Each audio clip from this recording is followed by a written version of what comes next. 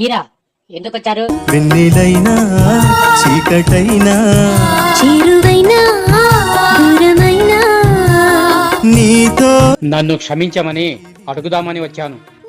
అది ఎప్పటికీ జరగదు. శాశ్వతము. ఇక్కడ నుండి వెళ్ళండి. అపర్ణ, నేను చేసింది తప్పే. దానికి నువ్వు ఏ శిక్ష అయినా వేయి, భరిస్తాను.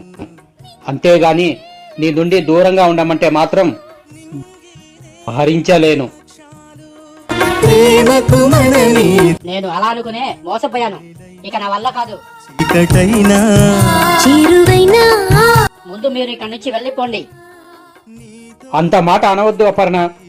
నువ్వు నా ప్రాణం. నువ్వు లేకుండా నేను బ్రతకలేను. అది నీకు తెలుసు.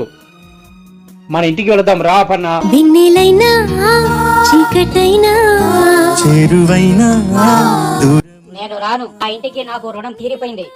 కళ్ళారా మీ బూటను చూశాక కూడా ఇంకా ఏంటి ఈ నాటక ప్రేమ? శాశ్వతము. అపర్ణ, నువ్వు చూసింది నిజం కాదు. నన్ను నమ్ము.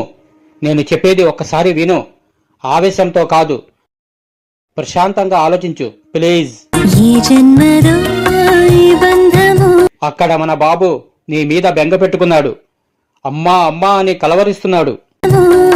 ఏ జన్మదో ఈ బంధము 2 రోజుల నుండి తిండి తిప్పలు లేకుండా వాడు నేను నీ జ్ఞాపకాల్లోనే ఉన్నాం.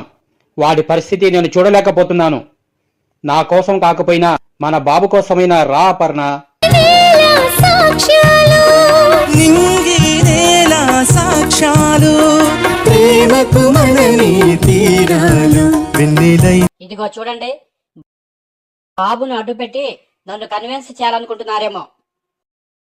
మీరెన్ని చెప్పినా నా మనసు కరగదు. వెన్నెలైనా చీకటైనా చేరువైనా నా నిర్ణయం మారదు. దూరమైనా మర్యాదగా ఇక్కడి నుంచి వెళ్ళండి, లేకపోతే నా మీద ఒట్టే. నీతోనే అపర్ణ, నా మాట విను ప్లీజ్. నా మాట విను. ఈ ఒక్కసారి నన్ను క్షమించు ప్లీజ్ ప్లీజ్.